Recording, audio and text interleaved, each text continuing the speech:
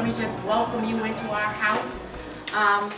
We are glad that you're here, glad that you've come to work with us and partner with us as we address the needs and unmet needs of people here in New York, specifically looking at Coney Island, Canarsie, and Far Rockaway. You have been called by God. Always be humble and gentle. Be patient with one another, making allowances for each other's faults because of your love. Make every effort to keep yourselves united in the Spirit, binding yourselves together with peace. For there is one body and one Spirit, just as you have been called to one glorious hope for the future. Somebody can't do everything, but everybody can do something. Amen. Amen. My name is Phyllis Harrison Ross, and I am the president of the All Healers Mental Health Alliance. This is a group that first began to come together after 9/11, when we as African Americans recognized that we needed more than just our mental health skills, closer with our faith-based colleagues, and this is a group of very strong people that are here today, and I would love to be able to take a lot of time and tell you what we've done and how we got involved with the Red Cross, and how, as a result, AMHA helped to write a chapter in their new disaster manual on cultural proficiency, so that things like what happened in 9/11, what happened after Katrina doesn't happen again. We got a ways to go. It may be on paper yet, it's not necessarily implemented, and your speaker today, Elliot Hill, has played a big role, including working with the Red Cross. The day after Sandy hit, my husband and I said, oh, well, let's drive around and see what's happening. And we expected that we would see downed trees and power lines and have to get on that event.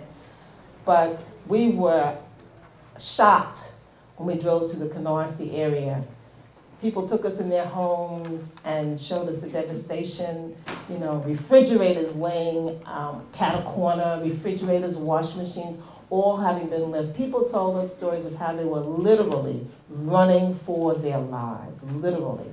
Waist-high water, deep-high water, chest-high water. Even when you look at Coney Island, when you look at, you know, Brighton Beachside, and some of that stuff was happening. Look at the black side, we got to struggle for everything. When we look at the Con Edison turning on the lights, you know, every aspect of this recovery work, we have to deal with race and resources. Who's going to get the money? Whose businesses will be repaired and taken care of first? So those are the kinds of things. How do we prevent this? Build some seawalls, build some levees to stop the stuff from happening instead of going through this over and over again. This city was not ready for this. They were not ready for this. They were not prepared for this in any community, but especially not ours. So we got to continue to fight, pray for our people. Some of our people really suffered badly, and we're going to continue to pray and fight for them, and the struggle continues. You know, as we go through this, sometimes there's blessings to be found in this, the unity that we need to fight for the larger issues beyond crises in our community to get our fair share of our power and respect in this town. But it was frustrating to me that Canarsie was always left off the list when I heard them talking about devastation in the news. And what I saw was devastation. There are people still trying to clean up and clean out. And the mayor had the nerve to put a DSNAP program that had to do with food stamps, and he left Canarsie off the list. Surprisingly, the darker the community, the less resources they're getting. I'm representing the Black Psychiatrists of Greater New York and Associates, which is an organization that was founded by Dr. Harrison Ross and started by many of you in the room. The mission of the Black Psychiatrists of Greater New York and Associates is to increase access and awareness to mental health treatment among African Americans. And we'll be launching our website this coming week. Tragedy is the reality. I'm sure a lot of us have, and that's something like an expert in disasters, and I don't think that's any title anybody wants to have. I remember when I was working tsunami in Indonesia, their equivalent of our director of healthcare of the country, whatever that is. But anyhow, he made the statement that if you're interested in disasters, come to Indonesia. We have one a day. I think we're going to begin to displace him with that title. It's a tragedy, it's a reality. What affects African Americans affects all people of African ancestry. And that Pan-Africanism is one way that we can use to help us deal with many problems that we face in this society. And if we're going to thrive and even survive, we must come together. And when you have people who believe that things don't just happen, they happen for a reason, a lot of what we learn in school will not work for them. And it becomes important to really understand the role of culture in disaster management. And I hope that collectively we can start to look at this.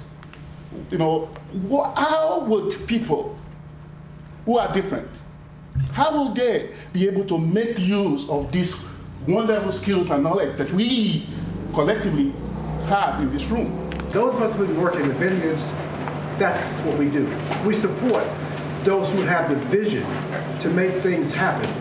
Sister Nell Prim, first of all, heard about this through, as I said earlier, Dr. Perez. She asked for permission from Dr. Harrison Ross, our president, to see if we could have a conversation. And then her mind began to just race. How can we make this happen, Brother Dunstan? I said, well, sister, you know, I don't know how to make nothing happen, but I'll work with you. I got involved in this as a result of Katrina and connected with her at Howard University right after we came back from New Orleans in January of 2006. And we were trying to do the same work that Dr. Prim and Dr. Ross were already doing. But beyond that, it's important for you to know that we tried to get this work done, as you heard the president of the local chapter, not the president, yes, she's the president, of ABSI referenced earlier, through the American Red Cross. We got on a conference call that was convened by Dr. Randy Vaughn. And we literally pleaded with them to let us do the work in the communities that we wanted to do the work in, specifically Kernasi, Coney Island, and Far Rockaway. But she's made this happen. She got her office to sponsor Brother Hill to come in. She's paying for the lunch that you're going to be receiving to nourish your bodies. After that, Creator blesses you. I can't say enough about it. Show your love, please, for Dr. Nell Prim.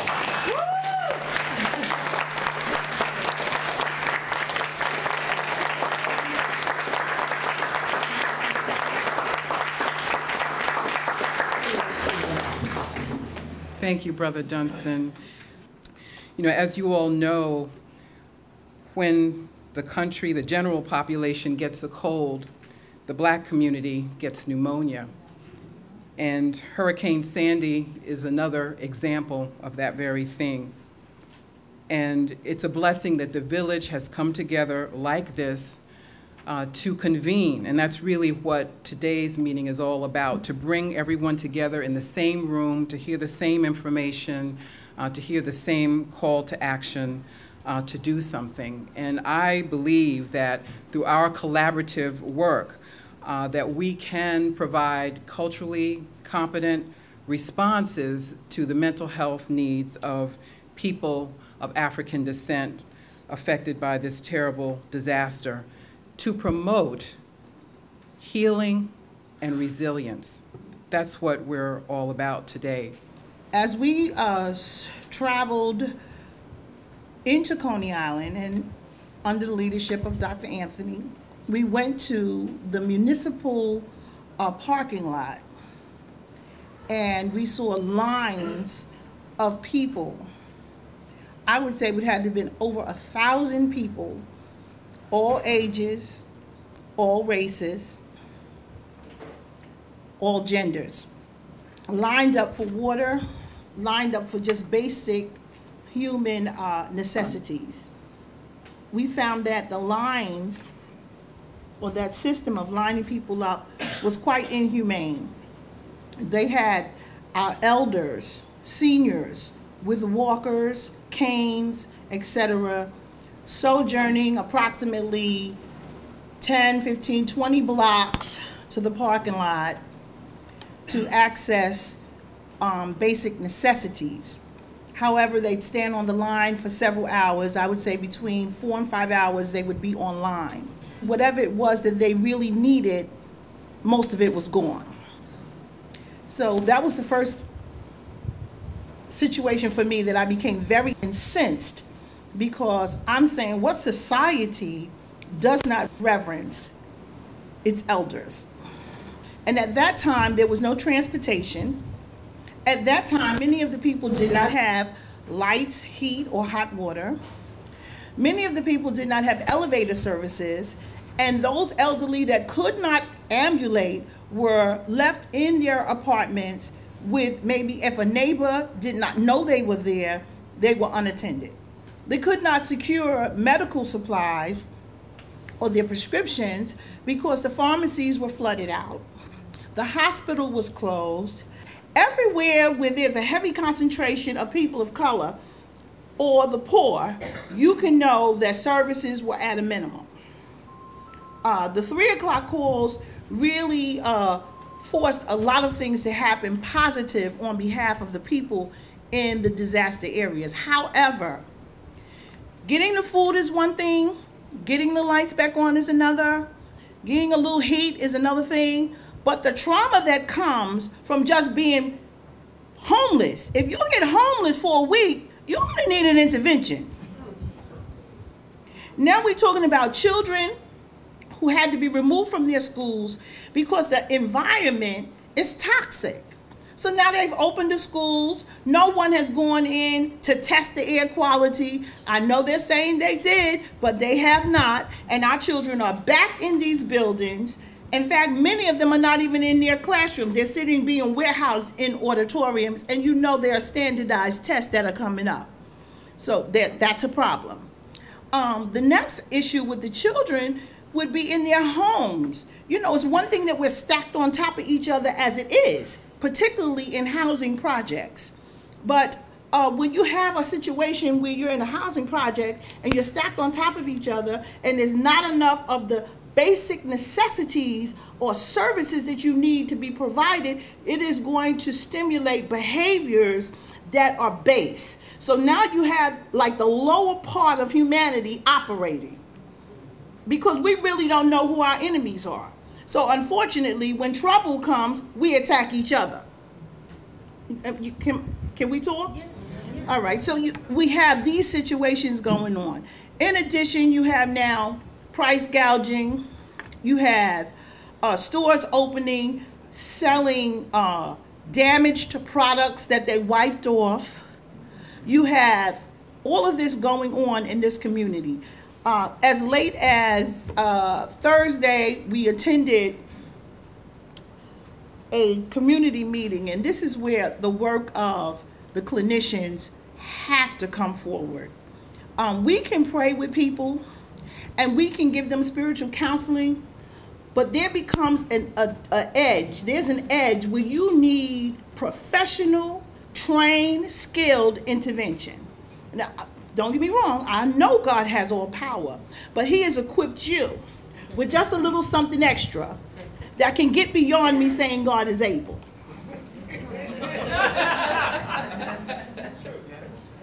He has equipped you to dissect, listen, go in, and make some adjustments, whereas we can pray with power and believe God for the outcome, but your skills are so needed in these communities. The work of disaster that I was telling Dr. Prim is tireless.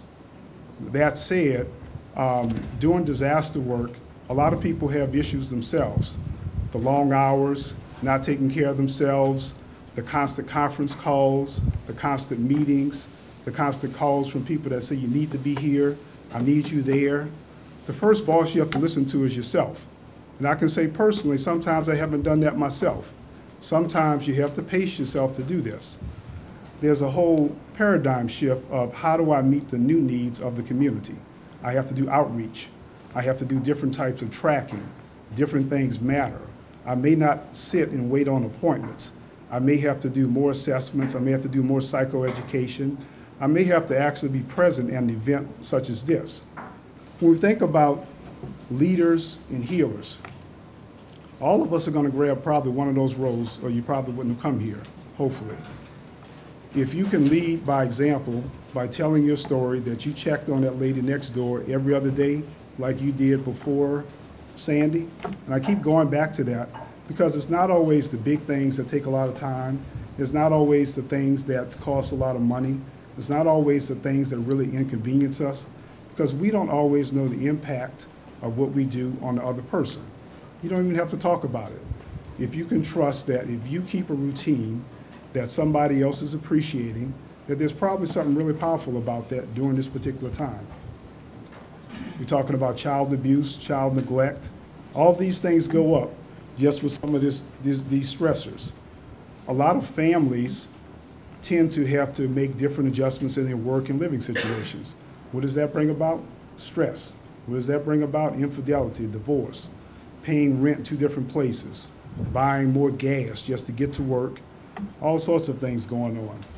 If we think about things that affect people, health.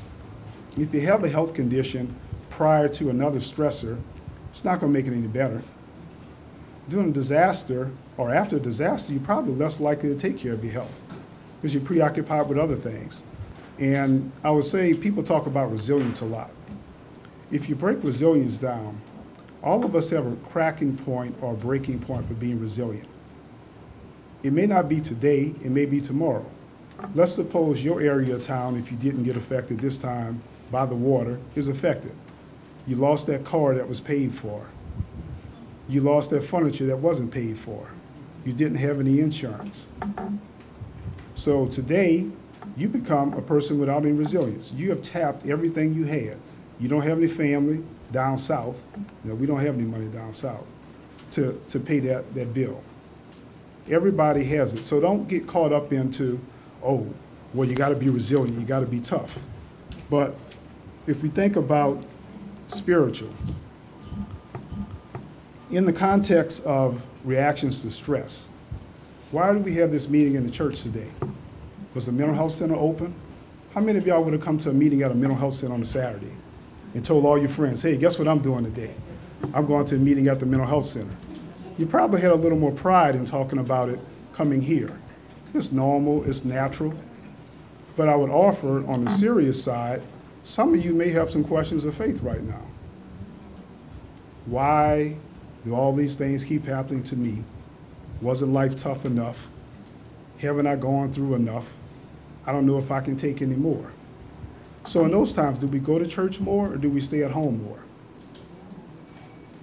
When we think about that, the spirituality can be something that you might think is a strength, but sometimes think about it as a hindrance sometimes to people, because if you've lost someone, maybe to a natural death, that may be a time that you question your faith. It may be more appropriate if you think about it in a textbook that, yeah, I'm going to become more faithful now because I know my loved one has transitioned. They've gone on to another place. But for a lot of us, that's not our first reaction, if we be honest with ourselves. So if you think about your spirituality being challenged, where do you need to have recovery start? Do you need to have that church open really soon? Do you need to have that pastor that wants to talk to you and smile, even though they have their own pain and they're tired? All right. So some of you think about that. When we got out to Coney Island with Charles Barron, the people brightened up. They said, Charles Barron is here. If Charles is here, we know something's going to happen. And he walked through the lines and just touched people. And it changed the whole blighted area just for that little bit of time. So what's happening is that people think that they've been forgotten. And that's the main piece that we've been dealing with. And when we took the pastors from the community who already had their own pain, we got blankets from World Vision. And the pastors were able to go up to their members who were on lines and wrap them in the blanket and pull them in close and tell them, I want you to know God has not forgotten about you, and neither have I. And it made a tremendous difference. So I just wanted to share that. When we talk about mental health issues, our community is certainly being called into account, because for too long in many quarters, we have not paid attention. And so now we are paying attention, and I just want to congratulate the partners that have come together to ensure that we begin to address this issue. Every time an incident takes place or something happens to a child or in the schools, I say, have they gotten any counseling? And oftentimes these children are not getting any counseling. So I'm very pleased that people have come together to say, look, we're going to look at things differently. We're looking at our people, our brothers and sisters who have been damaged by Sandy, how we're going to be able to work with them, how we're going to help to make them whole. It's about healing. It's about recovery. Everybody here, from the introductions that I heard, are professional. Everybody here is professional. And many of the things that you may be called upon to do in a disaster may not be what you do professionally, but it may be meeting the need. I call it something that I've learned from my sister, who's been there for me so many times. Nell, Cheryl, I call it the ministry of presence. And when I was toe up, okay, seeing Coney Island and just seeing how the disparate treatment my people were getting. My people were getting. I couldn't do anything. There were enough people serving food. So all I did was go down the line and just hug people. And the people, I was laying hands too, I was praying. And you know, and some people didn't know what to expect. But as I moved down the line, and my son was with me, who's 7, we moved down the line, people prepared their bodies for the hug. Yes. They prepared their bodies for the hug. So we have some things, and there's so much power in this room. When we talk about our credibility and our experience collectively, can't be beat. Cannot be beat. Because we know we all work harder. We had to do more to get where we are. You know, and we begin to look at that. So, anyway, moving forward from right now, we have got to make sure that we do not lose this momentum. And I think you're right, we have to figure out ways to tap into our strengths, but to really tie it to funding, because very often the reason good ideas are kind of lost along the way is they don't have any strong, enduring cash flow or funding. If I could, I'd like to make a point about how this comes full circle. The NMA now is trying to do a global health initiative in Liberia, and we work on these issues, and we spent about a couple weeks there last month and found out that the country spends $125 million a year on health care. This is Liberia. Just one example, one microcosm what you see in other West African countries. It's really very similar to what you see, I think, right here in the US. But probably no more than 2 or 3 of every 10 of those dollars actually goes to the people, so to speak, with healthcare issues and needs and medications and the like, and treatment, because the NGOs, not to criticize them, but disproportionately have kind of sold a bill of goods to the country leaders, that you don't have infrastructure, you don't have doctors, hospitals, or needs, or whatever to meet the needs, so give us the monies. And very often, 78% of the dollars that go to NGOs are spent on administrative costs. That's and only go to people. Which I think is the same. So you see that in West Africa, probably see it in the Caribbean, kind of the same problem here. Reasons why I think very often people of dark complexion like us remain poor. And these repeated complications or disasters are just another reason for people to hold a flag, receive monies, and then divert those monies, I think, to the places where they already have wealth. So a program like you have today, I think, is very, very, very relevant, because our community has to find a different strategy to be able to access the kind of funding streams that are helpful, I think, to get to the people who have needs. And whether they are elderly or adolescent or like, substance problems or what have you, there are often people with mental health problems are poor, really more than anything else, and I think have some of the biggest needs. We're just not talking about traditional mental health counseling. You heard Brother Elliott lay out what we're talking about. But out of that may come a need for some acute services to be delivered. So we've got in this family constellation that kind of opportunity to provide those services. That's one area. I want to really focus on the Far Rockaway piece because that's, when we looked yesterday, what Brother Elliott was talking about was, I left the group because I wanted to see the Bloods. And I went out, and there they were. These are young dudes, you look at them, you know what they're up to. All you gotta do is look at them. They looked at me and I said, yeah, well, what's up, huh? Now they look at Pops, but they know that I understand the deal, right? So at night, you know what's going down there. I don't have to tell you, you understand that.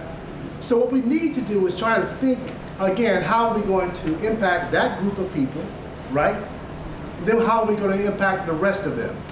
We had the opportunity to go out there and do some feeding, and we served some hot foods to some residents who were able to come down in the Coney Island area. So somehow, I worked in Coney Island years ago. Although I'm Caribbean, I still would like to be there because I know there's a Caribbean American people also over there, and we certainly would like to initiate. All right.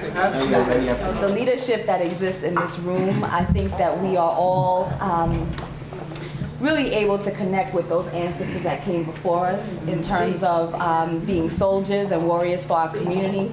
And it really is a social responsibility. And I think that to be recharged in a space like this where people are sacrificing their time and their energy, it's just, I feel very honored. So I just want to thank all of the leaders that are here in the room because this is so important for us.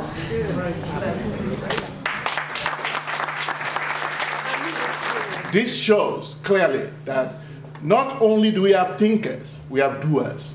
And we just have to go out there and do it. A critical part of this work is telling and describing our own narrative. We have to begin to start capturing our own stories, our own pictures, our own concepts, our own desires, and our own joys and outcomes. You know that AMHA stands for All Healers Mental Health Alliance, and we are all healers, all of us. This can become a template for other disasters. I hate to say that there will be more, but there will be more. And again, they too will hit hard the communities of African descent around this country. This is a divine connection today, and coming together, you will be ministered to, you will be healed, you will be able to. We have come into the kingdom for such a time as this.